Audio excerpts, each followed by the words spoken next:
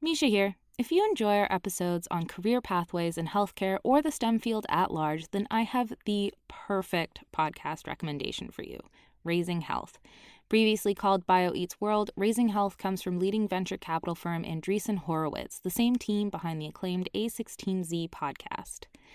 Each episode, Raising Health dives deep into the heart of healthcare, biotech, and AI with venture capital investors and A16Z general partners. Along the way, they explore the real challenges and opportunities in health and biotech entrepreneurship. So whether you're interested in building a new digital healthcare company or your company is advancing a new, novel medicine, Raising Health sheds light on some of the opportunities and obstacles along the founder's journey. Not to mention, you'll hear raw insights, actionable advice from notable guests like Omada CEO and co-founder Sean Duffy, and AI expert and In Citro CEO Daphne Kohler. Don't miss out. Follow Raising Health on Apple Podcasts, Spotify, or wherever you get your podcasts, and tell them I sent you. A science story, huh? These NYU scientists, I felt really right. but I was so And I just thought, well, I had figured it out. it was that golden moment. Because science was on my side.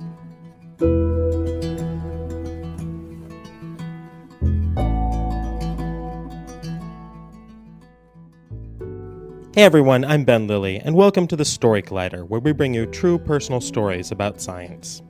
This week's story is from David Moinina Sengeh. It was recorded in July 2015 at Oberon in Cambridge, Massachusetts.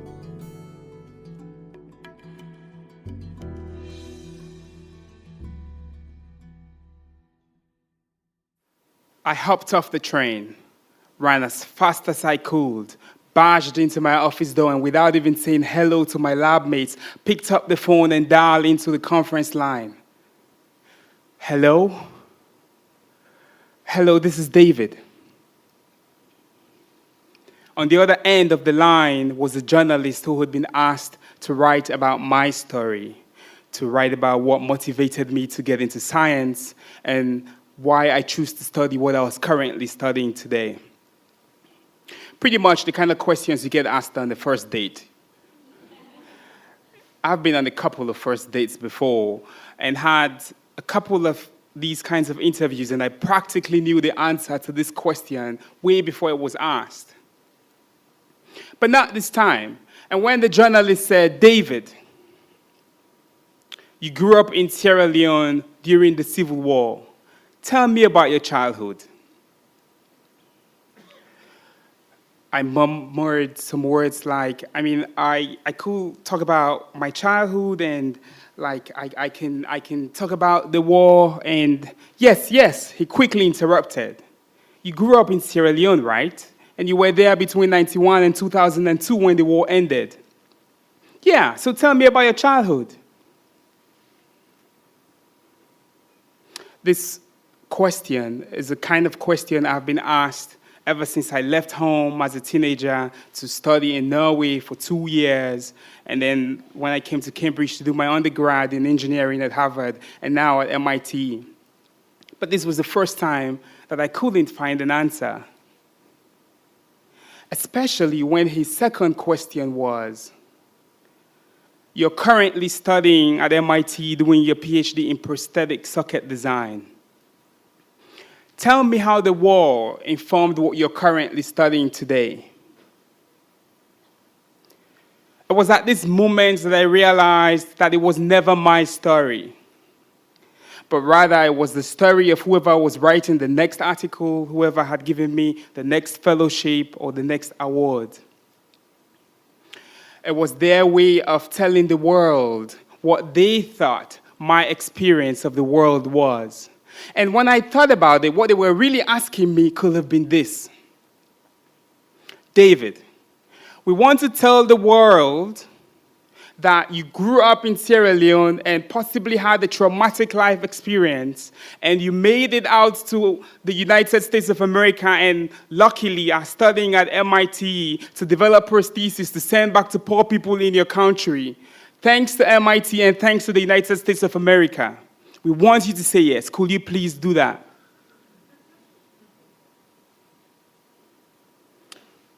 In the past, I simply would have said yes. and moved on to more interesting questions.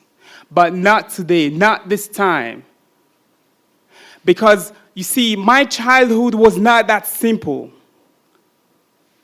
I was a child who would play endless hours of football in the rain.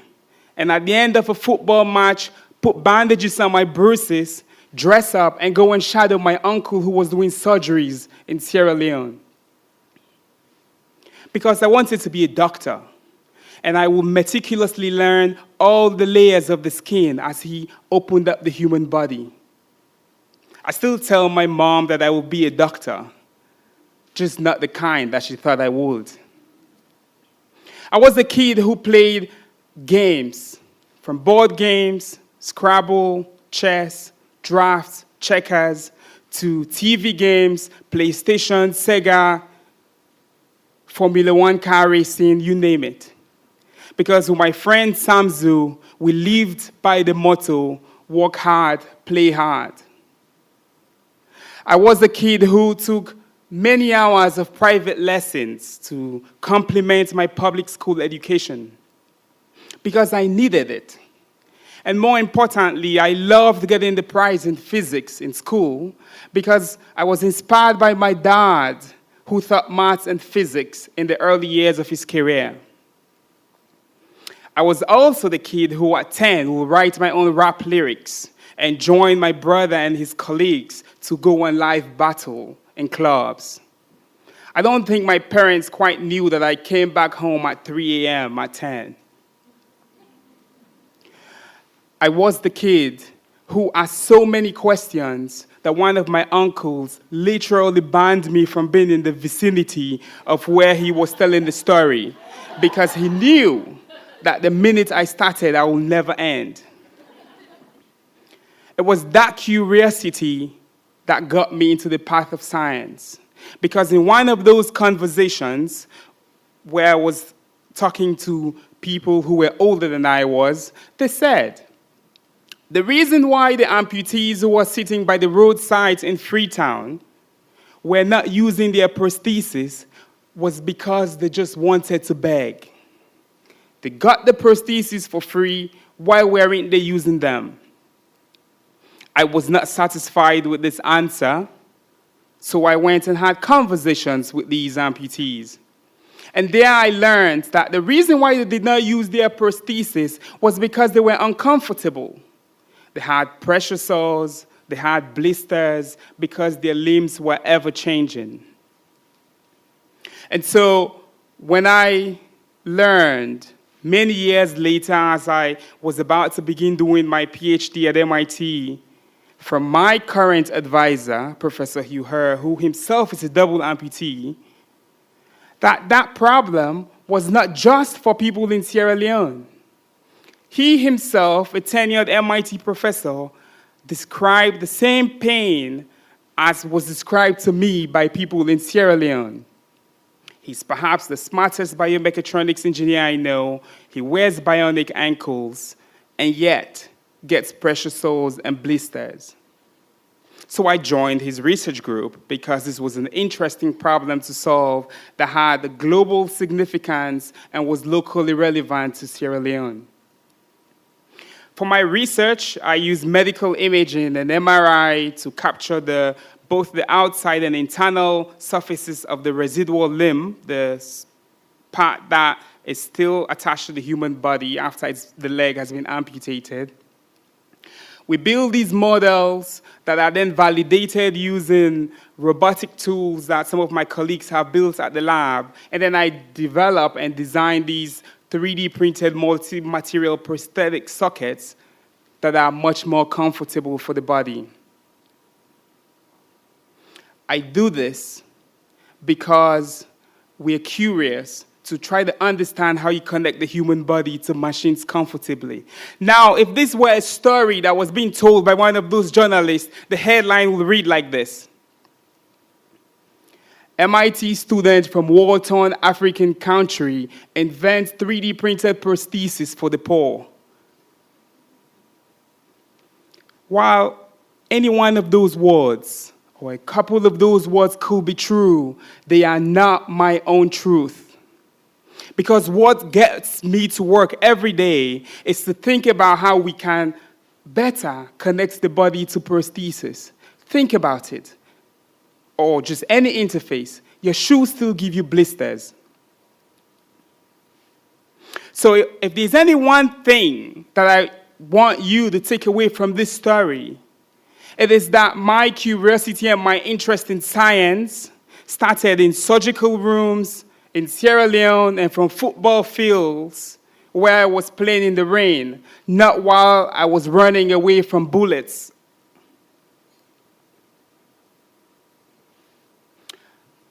I have since had a couple other interviews, and the journalist who was interviewing me more recently said, look, David, I know you don't want to talk about your experiences in the war and how it relates to what you're working on. I said, yeah, I don't want to because I want us to focus on the research that's currently going. He asked the same question a couple of times, and I chose to not focus on what he wanted to focus on.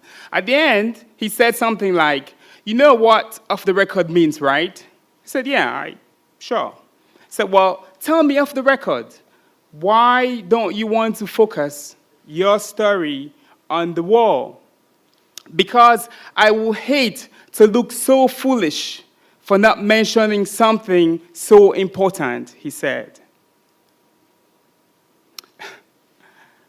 They say only gods and fools don't change. I am no god, and I pray that he's no fool, but I insist. This is my story, and this is how I want it told. Thank you.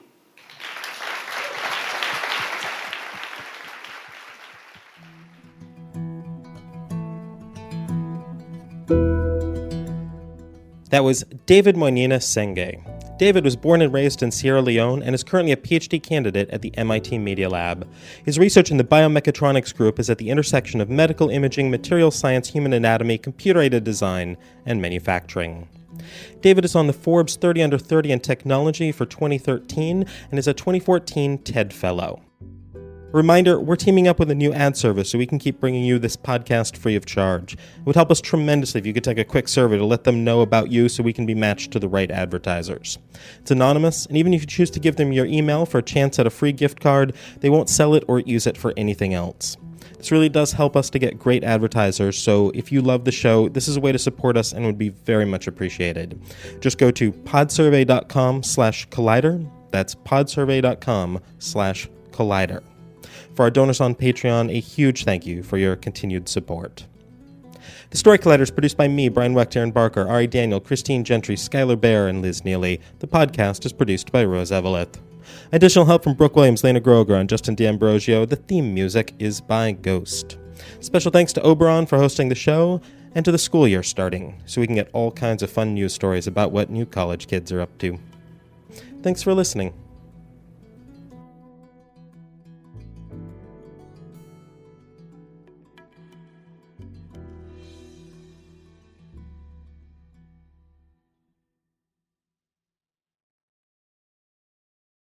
Say goodbye to your credit card rewards. Greedy corporate mega stores, led by Walmart and Target, are pushing for a law in Congress to take away your hard-earned cash back and travel points to line their pockets. The Durbin-Marshall credit card bill would enact harmful credit card routing mandates that would end credit card rewards as we know it. If you love your credit card rewards, tell your lawmakers, hands off my rewards. Tell them to oppose the Durbin-Marshall credit card bill.